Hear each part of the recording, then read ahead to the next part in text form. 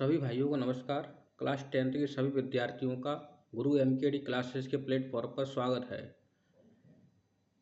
इस वीडियो में हम गोस्वामी तुलसीदास के जीवन परिचय का बखान करते हुए रचनाएं, भावपक्ष, कला का पक्ष और साहित्य में स्थान के बारे में चर्चा करेंगे। मेरी आशा है कि आप लोग इसको एक बार केवल रिकॉल करेंगे और ये आपको पूरा यहीं पर याद हो जाएगा। आपको वीडियो को दोबारा भी देखने की ज़रूरत नहीं पड़ेगी, क्योंकि इसमें मैंने क्या शॉर्ट लिखा है। इस तरीके से अगर आप इसको देखते चलेंगे तो मेरे साथ आपको पूरा याद हो जाएगा 100%। ये आपका 2025-26 का एग्ज़ाम जो मार्च में होने वाला है उसमें ये आपको देखने को मिलेगा, क्योंकि कबीरदास, सूरदास, तुलसीदास, इनमें से एक आपको पेपर में 100% देखने को मिल जाता है। और बाकी उधर देखे मन्नू भंडारी और जयशंकर प्रसाद जी का भी आप याद कर लीजिएगा। बाकी इन तीन में से एक तो आपको मिल जाएगा। तो चलिए यहाँ पर हम तुलसीदास जी के बारे में समझ लेते हैं। रचनाएं देखते हैं। आपको पता ही होगा श्री रामचरितमानस जो इन्होंने बहुत बड़ा ग्रंथ लिखा है, इसकी रचना गोस्वामी तुलसीदास जी ने की। दूसरी रचना है दोहावली। तो इनकी रचनाएं आपको दो पूछी जाएंगी, केवल आप दो ही लिखना है उसमें, रामचरितमानस, दोहावली। तो आप बताइए कौन सी दो रचनाएं हो गई, रामचरितमानस और दोहावली। कवितावली भी आती है, आप लिख सकते हैं। आगे हम देखते हैं भावपक्ष। भावपक्ष में क्या है, इन्होंने क्या क्या, इनकी भाषा कौन सी रही और इनकी भक्ति किस टाइप की थी, वो हम सभी लिखना है इसके बारे में। तुलसीदास जी किस प्रकार के कवि थे, इन तीनों लाइनों को लिखेंगे। तो देखिए, राम भक्त कवियों में महत्वपूर्ण स्थान है तुलसीदास जी का। पहली लाइन लिखेंगे आप, राम भक्त कवियों में तुलसीदास जी का महत्वपूर्ण स्थान है।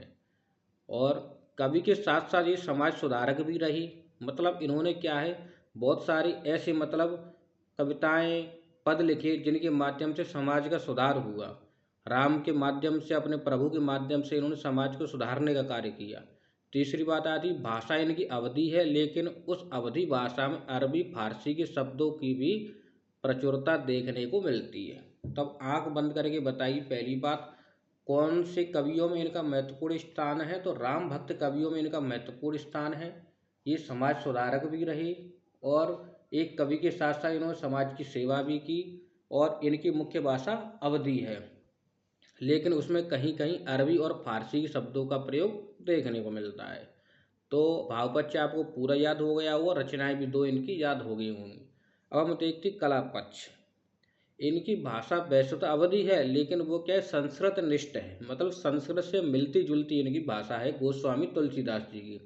और इनकी भाषा में लोकोक्तियों का प्रयोग देखने को मिलता है, मतलब लोकोक्तिमय भाषा भी इनकी है। मुख्य रूप से अवधी भाषा है।